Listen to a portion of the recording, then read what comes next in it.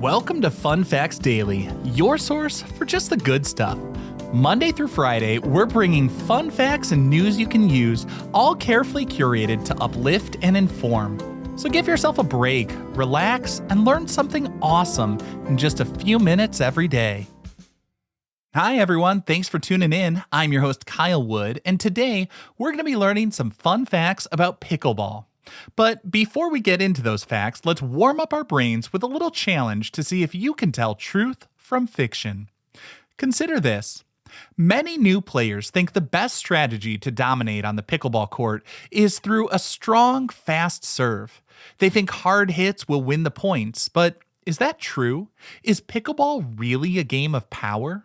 What do you think? We'll serve up the actual facts at the end of the episode.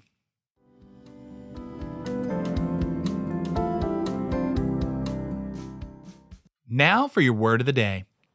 Today's word is kitchen. In pickleball, the kitchen refers to the non-volley zone, which is the area within 7 feet of either side of the net. Players are not allowed to volley the ball or hit it before it bounces while standing in the kitchen.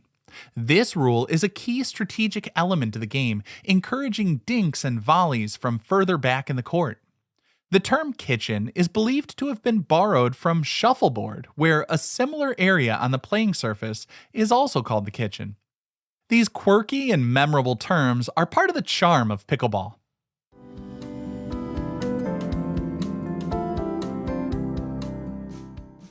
Time for your daily high five, our top 5 fun facts about pickleball. Number 1. Pickleball was invented by 3 dads trying to entertain their bored children in 1965 on Bainbridge Island, Washington. Joel Pritchard, Bill Bell, and Barney McCallum are credited with creating the game. They cobbled together equipment they had on hand, including ping pong paddles, a wiffle ball, and a badminton net set to a lower height. Their goal was simply to create a game that everyone in the family could enjoy, regardless of their age or athletic ability. This impromptu invention quickly gained popularity among their families and friends due to its accessibility and just fun nature. The initial rules were developed on the fly, adapting as they played and figuring out what worked best for an enjoyable, low-impact game. Number 2. The game's unique name, Pickleball, likely comes from one of the inventor's family dogs, a Cocker Spaniel named Pickles. While there's a myth that the game was named after the pickle boat in rowing, a term for a boat made up of leftover rowers, the most widely accepted and heartwarming story attributes the name to the Pritchard family's dog, Pickles. The dog would often chase after the wiffle ball, becoming an unofficial furry participant in the early games. The name stuck, giving the sport its distinctive and memorable identity. It's a fun piece of trivia that adds to the approachable and friendly image of pickleball as a casual, family-oriented activity rather than a highly competitive, cutthroat sport. Number 3. Pickleball is the fastest-growing sport in America. In 2023, an estimated 13.6 million players took up the game. That's up from about 5 million players in 2022, a 158% year-over-year increase.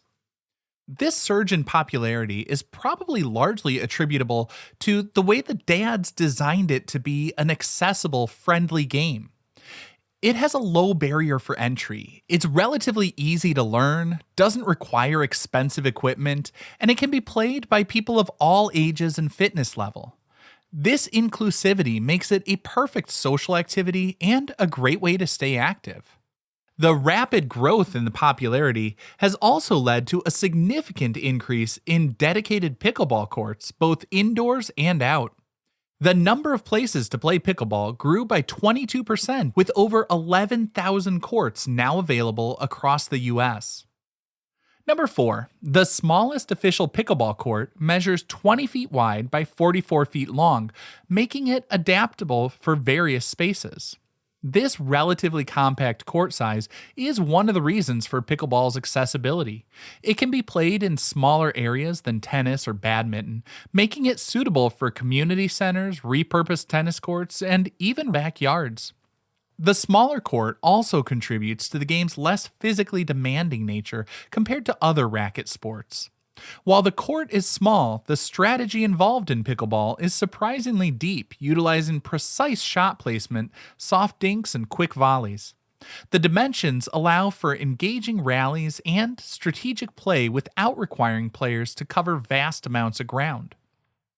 And our fifth and final fun fact for today, identical twin brothers, Angelo A. Rossetti and Ettore E. Rossetti, achieved a Guinness World Record for the longest continuous pickleball rally, hitting the ball an astonishing 16,046 times. It took them 6 hours and 11 minutes. This marathon rally wasn't just a display of exceptional skill and endurance. The Rossetti brothers were inspired to seek this record, and many others in racket sports, to raise awareness and funds for charity. This particular pickleball rally was timed to coincide with World Mental Health Day on October 10th, 2021. They aimed to bring attention to the plight of children under 5 who die from preventable causes. Through this and other rally for charity events, they have successfully raised over $250,000 for organizations like Save the Children, showing that pickleball and other sports are not just a good time for the afternoon, they can be a powerful way to do good throughout the world.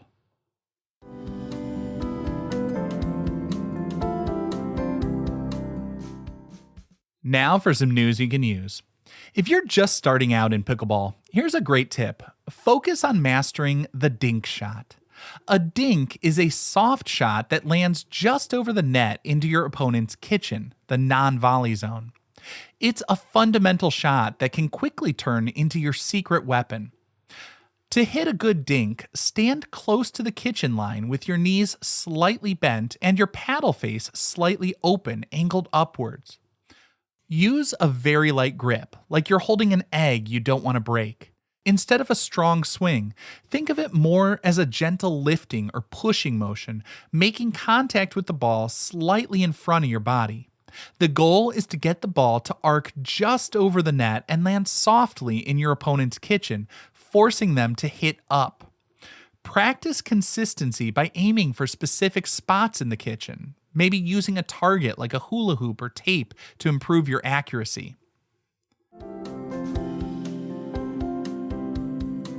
Now for the moment you've been waiting for. At the beginning of the episode, I pointed out how a lot of new players think the best strategy to dominate on the pickleball court is through a strong, fast serve. They think hard hits will win points, but is that true? Is pickleball really a game of power? Well, that's a fallacy. While powerful shots certainly have their place, pickleball is actually far more a game of finesse, strategy, and placement rather than brute force. The short court and the kitchen rule are specifically designed to limit power play and encourage a softer, more strategic game. Professional players often rely on precise dinks and drops into the kitchen for over 70% of their shots in any given rally, rather than continuous hard hitting. Serve speed, while it is a factor, it's less critical in pickleball than, say, tennis. A typical pickleball serve might only be around 25 to 30 miles an hour. Compare that to tennis serves that can exceed 100 miles an hour. It's the strategic soft game, setting up points and forcing opponents to make errors, that consistently wins championships in pickleball, not just hitting the ball as hard as you can. Now, I hope you enjoyed learning about pickleball with me today. Be sure to tune in every weekday for even more fun facts. Fun Facts Daily is an Airwave Media podcast. It was written, recorded, mixed, and edited by me, Kyle Wood. Thanks for sharing a part of your day with me. Be sure to follow Fun Facts Daily on your favorite podcast app so you can keep the good stuff coming your way every day.